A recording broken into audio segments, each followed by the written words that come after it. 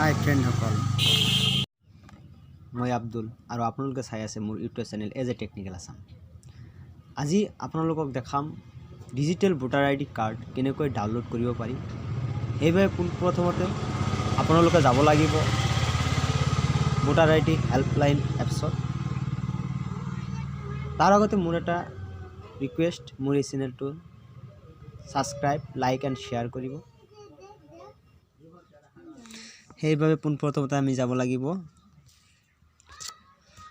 Play ষ্টৰত গৈ search কৰিব লাগিব ভোটাৰ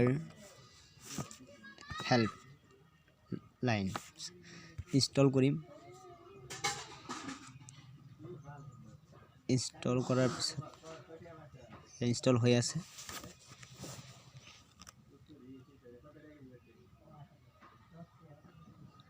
ইনষ্টলিং দেখাই আছে। ওপেন কৰিম।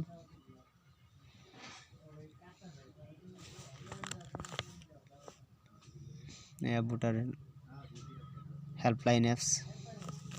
এতিয়া আই এগ্ৰিত ক্লিক কৰি নেক্সটত ক্লিক কৰি দিম।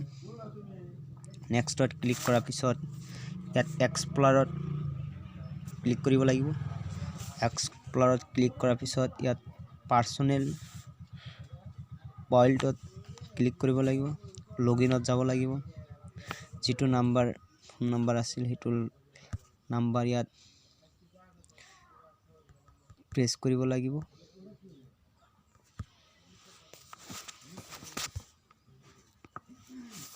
ইয়াত 910322 ফোন নাম্বাৰ ক্লিক কৰিব লাগিব। তাৰপিছত চেণ্ড OTPত ক্লিক কৰিব লাগিব। এই ৰেজিষ্টাৰ মোবাইল নাম্বাৰত এটা OTP যাব।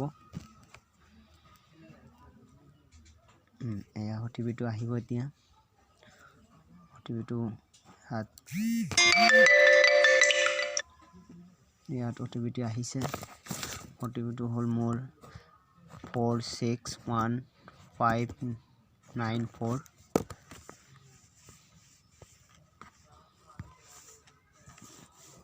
Four 6159494। লগইনত ক্লিক কৰিম। চাওক, মোৰ ডিজিটেল ভোটাৰ আইডি কাৰ্ডখন এতিয়া ডাউনলোড হৈ গ'ল।